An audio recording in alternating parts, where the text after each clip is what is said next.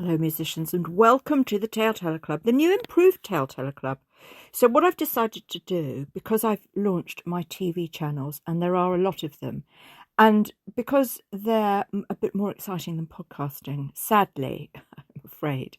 I'm sure if you're here, you love podcasts, but I just think there are so many podcasts now, and unless you're really into kind of stories, I guess. I mean, I hate listening to other people argue or debate or, I mean, I've got the news on TV for that. So I think I've just kind of lost my way a bit on podcasting. And now that I've got the TV channels, I can really put all my effort into those. And, creating these music videos is going to take up a lot of time over the next few months. So what I'm going to do with Telltale Club podcast is move all my other podcasts onto here. So it'll take ages. I've got thousands of podcasts, but I just want them all in one place, right? All in one zone, so it's easier for me to manage, and I don't have to worry in the mornings kind of checking, 9 different podcasts. Now, if you remember, I decided to do all these different podcasts because Neil Patel's article had talked about niching down for your business. If you niche down, you do like one subject. It's more beneficial for your, your output, your industry or whatever. You get more views, you get more hits. And so that's why I had all these different podcasts. And actually, 1 or 2 of them enjoyed a little leap in attention, but now they've just, gone to nothing. So you sort of think, well, the problem with a small niche is your audience is small. So, I mean, the Tellteller Club is quite a broad church. It's storytelling, and storytelling is broad, isn't it? Storytelling can be one day about the news and another day about a musical track and another day about some business tips on, your storytelling podcast. And so I shied away from that umbrella of storytelling, but now I'm coming back to it. Okay. And vis-a-vis my TV stuff, I'm not really going to focus so much on Eldorescence and what else have I got? Oh, Suzuki School. Suzuki School, I'm just uploading. I've got hundreds of videos, so they're just uploading. So obviously I focus on that because I'm a musician, and that's really important. It's important for me emotionally to know that my musical connection with the world can be on some level slightly more intellectual than ringtones. Do you see what I mean? Because you can get I've just done a ringtone now. I've just uploaded it now. My single there was a problem with because it was a re-release and I'd used an extra word in the title, so I've had to change that. So there's a bit of a delay there, hoping it'll be out today or tomorrow. But yeah, I just released a ringtone, and I did it while the kettle was on, and I just thought, oh no, I'm really quite frustrated about. They're very quick, but you get frustrated because they're boring. Quick doesn't mean entertaining at all. It's the same with when you're scrolling through your phone, isn't it? It's boring. I think after about 4, I'm really bored. Why am I doing this? I just got in that autopilot flicking of your finger, like you used to do on Tinder. No, yes, no. That's what life on the internet is like now, isn't it? It's like the Tinder method has now been absorbed into everyday life. So if you don't like the look of something, you disregard it. So that this lack of connection, that just feeds the lack of connection, doesn't it? I think you should really make an effort. But, this productivity of the machine, this consumerism, it's a bloody con, guys. Consumerism is a con. It really is. It feeds you fast food. It's really bad for all of us. It's really bad for the planet. It's really bad emotionally. I've spent 3-4 years basically chugging away, and I'm just thinking now, well, no, I've got my TV show. I'm going to look at quality now. Quality over content. And quality doesn't mean making a 60-second long video. You can't make quality in 60 seconds, I don't think. I really don't believe that. Not true, deep, meaningful, intellectual. Life isn't a meme. Life isn't a sentence and a clickbait picture. That's not life, is it? It's just not. So yeah, I sort of had this thing yesterday. I mean, look, most of this is because I've started the viola, right? And I've nearly finished Suzuki Book 1 on my viola. And I'm practicing a lot of viola and a lot of cello because I'm going quite mad with the cello actually as well. It's just so improved. So I'm becoming somebody who doesn't have a lot of time now that's spare at the end of the day. And my double bass hasn't even arrived yet. So goodness knows when that arrives, I'm literally going to be working for about half an hour a day on stuff. I can't give it anymore because, I wanted to devote this summer to music and I'm determined to do that. So yeah, I was really pleased this morning. I Google myself every morning. I Google Sania de la Mer, iServalan and Telltale Club every morning, right? To see what's coming up at the top of the list and to make sure I'm in control of my own output. And that's why I had to get rid of YouTube because YouTube had taken over my output.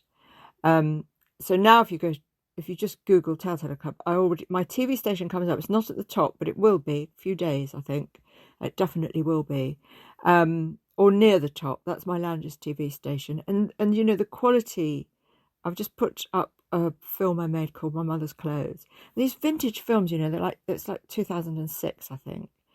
And I mean, I did up the contrast a little, but it was the footage was so grainy and bad compared to what we do now. It's like incredible, but it had a sort of interesting vibe about it.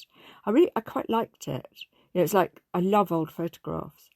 And yeah, I just thought, no, that's really nice, actually. That's really lovely. But it in this day and age, you need a bit of contrast because, again, people will just flick past them. So you need to, we've been seduced by, it started with MTV, I think, all these sort of really bright colours and fast moving imagery. And I always remember watching some TV drama, some cop thing, I've forgotten what it's called now. And the grass was always bright, bright green. And the lead role guy was Horatio. What was that program called? Horatio. Was it Horatio Nelson? I can't remember. But he had red hair. So you had this sort of red hair and green grass. And it was CIS, wasn't it? CIS? I think it's CIS. Criminal Investigation Service? Who knows? It's a very long time ago. I'm an old lady now. And I remember looking at this on my giant TV screen and thinking, wow, it's very seductive. And now we're all used to it because we've got HD phones and what have you, So that's why I changed the colour. It's very minor. I really didn't do much. And I also did it on a compilation of films called Bike that I made. And it does make a difference, the recolouring. You still don't have the definition. It's still kind of grainy and a bit blurry.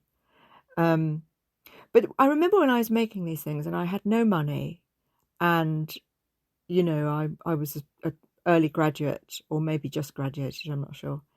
Or between degrees, who knows. And because I did film and music at my first university, and then I went on and did a master's in film. So I was, playing around, but I could never afford the fanciest equipment. The stuff that the uni lends you was usually booked up in advance and all this sort of thing. So I always kind of made do. I think I edited my degree show on iMovie because I couldn't afford the Procreate, and I didn't, because I had 4 kids.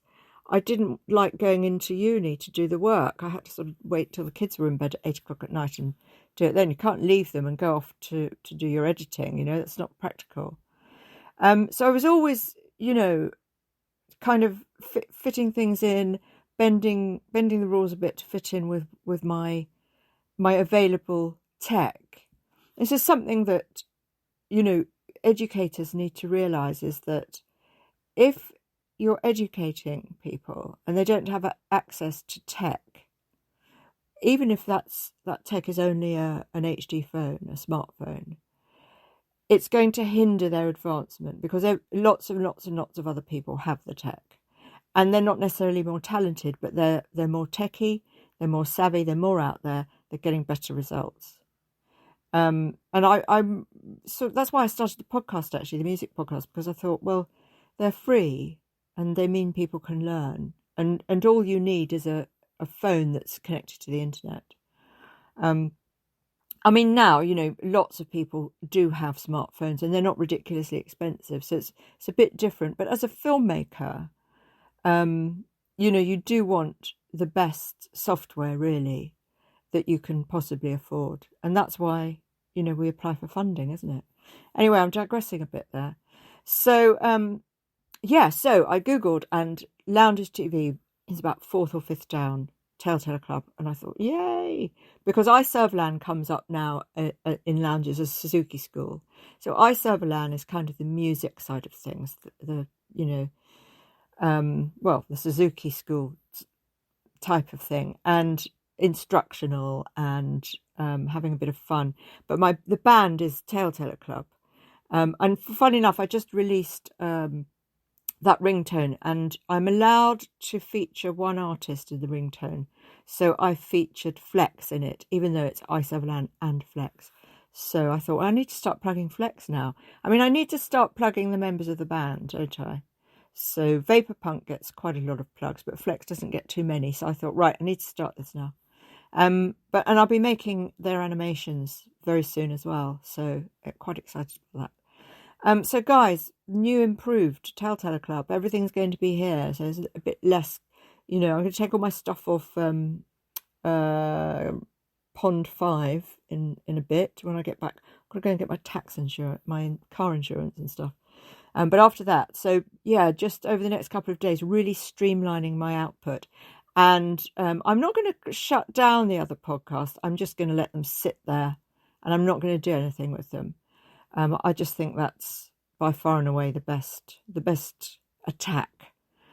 So today, a bit later, I'm going to upload lyrics, Sarah Teasdale lyrics, to this podcast, because we love lyrics here. And also some audio from films that I've done. So I just uploaded, the last episode was a poem about menopause. I wasn't even actually particularly menopausal, but when I made it in 2006, but I really felt it. I think probably because I was at uni and everyone else was really young, and I must have been like 40 or something. And, my kids were growing up, and all their beautiful, soft, smooth skin. I mean, it's just adorable, isn't it? Your kid's skin, you just think, oh, wow, it's like just peachy glow, and then when you're 40, I probably had some sort of 40-year-old midlife crisis.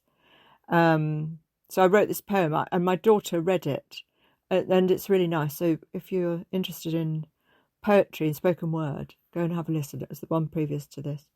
Okay, guys, I'm off to go and do admin stuff, which I bloody hate, actually.